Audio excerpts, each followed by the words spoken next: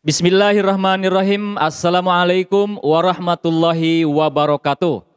Saya ucapkan salam sejahtera buat Anda semua, sahabat-sahabat subscriber para pemirsa YouTube di seluruh tanah air.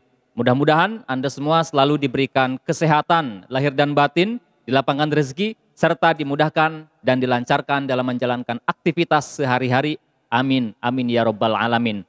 Alhamdulillah kita dapat berjumpa lagi di channel ASP TV dalam segmen kajian hukum, di mana pada kesempatan edisi kali ini saya akan mengulas terkait dengan masalah hukum yang sedang mencuat di tengah-tengah publik, yaitu permasalahan hukum sengketa kepemilikan tanah antara seorang tokoh dengan suatu korporasi.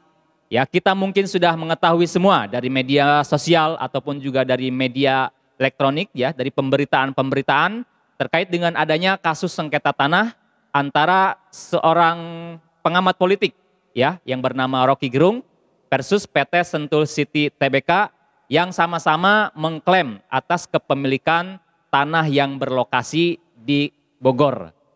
Nah, dalam kesempatan kali ini kami akan mencoba mengulas duduk permasalahan, kemudian juga kemungkinan-kemungkinan hukumnya seperti apa, dan posisi kami tidak sebagai yang memihak, ya, tidak memihak kepada Rocky Gerung ataupun juga PT Sentul City. Kami akan mencoba mengulas, menyampaikan aspek-aspek hukumnya yang terjadi dalam permasalahan sengketa tanah ini. Jadi kenapa masalah ini begitu mencuat, kemudian duduk masalahnya seperti apa sih, dan siapa yang akan dimenangkan atau yang akan menang apabila permasalahan ini berlanjut ke tahap litigasi di lembaga peradilan. Oleh karena itu silahkan tonton dan simak video ini sampai dengan selesai. Dan sebelum dilanjutkan kami mengajak agar sahabat-sahabat semua, khususnya yang baru berkunjung, yang baru masuk ke channel ASP TV, untuk dukung channel ini dengan cara subscribe, kemudian berikan like dan sampaikan komentar-komentar yang positif di kolom komentar, agar lebih banyak lagi masyarakat yang mendapatkan tambahan wawasan, tambahan pengetahuan hukum secara gratis dari channel ASP TV.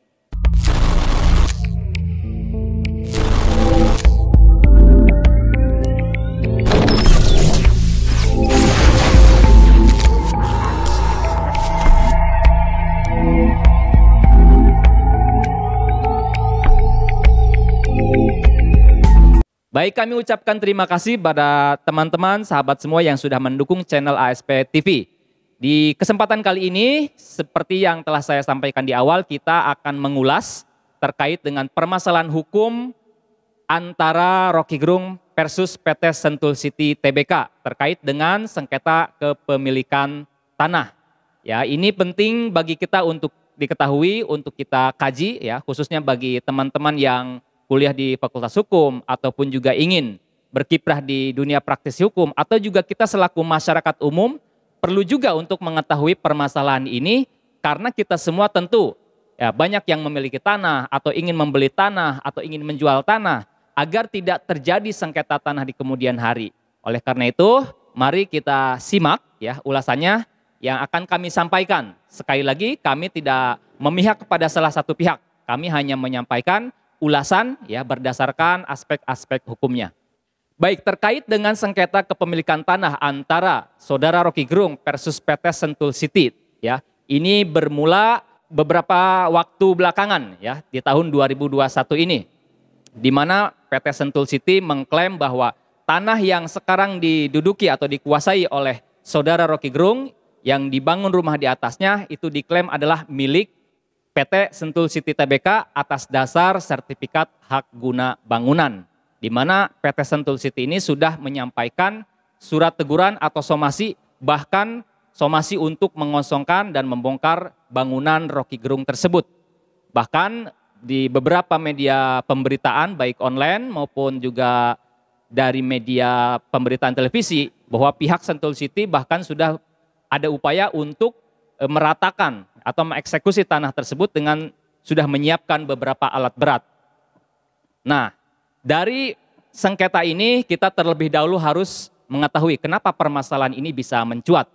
Ya, baik, permasalahan sengketa tanah ini tentunya tidak hanya yang sekarang sedang kita simak, Tidak hanya yang sekarang sedang kita ikuti, karena permasalahan sengketa tanah itu banyak sekali.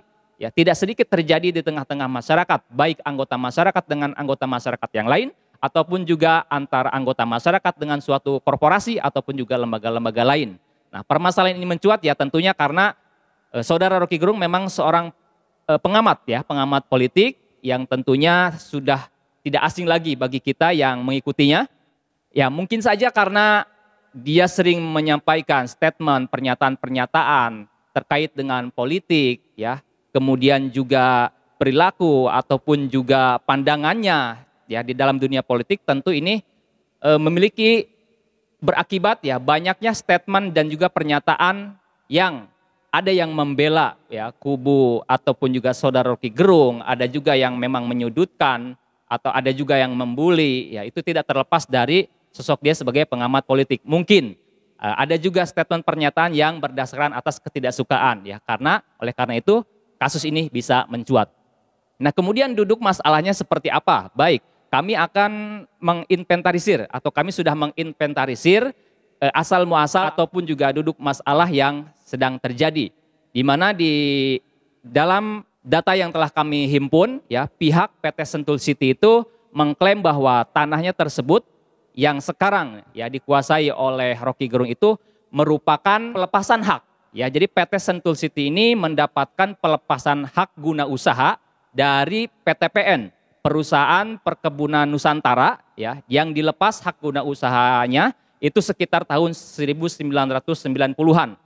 Kemudian sekitar 1994 PT Sentul City ini menjadikan hak guna bangunan ya, kemudian memecah sertifikat dengan hak guna bangunan dan salah satunya yaitu yang sekarang diklaim ditempati oleh Saudara Rocky Gerung. Nah, kemudian dari versinya Saudara Rocky Gerung bahwa Saudara Rocky Gerung itu mendapatkan tanah tersebut ya dari seorang penggarap yang sudah menggarap tanah tersebut dari tahun 1960. Pada tahun 2009 Saudara Rocky Gerung itu memperoleh oper alih garapan ya dengan surat oper alih, pernyataan oper alih garapan kepada Saudara Rocky Gerung yaitu tahun 2009. Nah, kemudian selain daripada itu Saudara Rocky Gerung juga menyampaikan atau juga mengklaim bahwa dia memiliki surat keterangan tanah tidak sengketa ya dari desa, kemudian juga oper alih garapan tersebut juga sudah disampaikan dan dicatatkan di kantor desa setempat. Nah, kemudian dari Rocky Gerung juga menyampaikan bahwa semenjak tahun 1960 hingga sebelum adanya masalah ini tidak ada yang pernah mengklaim tanah tersebut, tidak ada yang pernah mempermasalahkan tanah tersebut. Nah, kemudian itulah duduk masalahnya. Jadi kedua belah pihak saling mengklaim memiliki data, saling mengklaim memiliki dasar, memiliki bukti atas kepemilikan tanah tersebut. Nah, kemudian dari sisi hukumnya kita perlu mempertanyakannya. Ada pertanyaan juga untuk sisi Saudara Rocky Gerung. Padahal dia sudah menguasai tanah tersebut dari tahun 2009. Kalau kita hitung sampai sekarang itu sudah 20 tahun lebih. Nah, 20 tahun lebih itu bisa sebetulnya untuk mendaftarkan kita mendapatkan sertifikat hak milik atas tanah yang kita kuasai tersebut. Sebagaimana itu tertuang di dalam pasal 24 ayat 2 PP nomor 24 tahun 1997 tentang pendaftaran tanah, di mana seseorang yang menguasai fisik tanah secara kurun waktu 20 tahun secara terus-menerus itu dapat mendaftarkan diri sebagai pemegang hak atas tanah tersebut. Nah, jadi dari 2009 sampai sekarang sudah 20 tahun, Rocky Gerung bisa mendaftarkan dirinya sebagai pemegang hak atas tanah tersebut. Kemudian juga timbul pertanyaan lain ya untuk PT Sentul City. Kenapa dia tidak mengelola, tidak memanfaatkan tanah yang dia klaim atas dasar HGB tersebut? Padahal HGB ya, hak guna bangunan itu dapat hapus apabila tanah tersebut ditelantarkan. Bahkan di dalam PP nomor 20 tahun 2021 tentang penerbitan kawasan dan tanah terlantar, itu apabila sejak 2 tahun kita mendapatkan sertifikat tersebut, baik HGB dan lainnya, kemudian kita telantarkan. Nah, pemerintah bisa menindak, bisa menetapkan bahwa tanah tersebut adalah tanah terlantar. bisa ditegur kepada pemiliknya ataupun juga dilakukan tindakan-tindakan yang sesuai dengan PP 20 2021 ini. Nah, kemudian siapakah yang akan dapat menang ketika permasalahan ini terus dituntut? Kemudian siapakah yang akan menang? Siapa yang bakal menang ketika permasalahan ini sampai ke lembaga peradilan? Nah, kami tidak menghakimi karena itu adalah wewenang dari pengadilan. Pengadilanlah nanti yang akan menilai ya bukti-bukti dari kedua belah pihak. Kemudian juga nanti akan terurai, akan muncul, akan timbul fakta-fakta hukum dari selama proses persidangan. Nanti itu yang akan menjadi pertimbangan hakim untuk memutuskan perkara tersebut. Nah, jadi kedua belah pihak saat ini saling mengklaim dan bisa saja selesai di tahap mediasi, namun kami kira ini akan berlanjut kepada tahap litigasi di lembaga peradilan. Kita nantikan saja prosesnya seperti apa, nanti putusannya seperti apa. Nah, catatan yang penting lainnya yang perlu kita ketahui dari adanya sengketa ini, yaitu agar kita memastikan ketika kita memiliki tanah, atau kita mendapatkan hibah tanah, atau jual beli tanah, atau garapan, dipastikan kita mengetahui riwayat tanah tersebut. Dipastikan kita memiliki data-data tertulis atas tanah tersebut.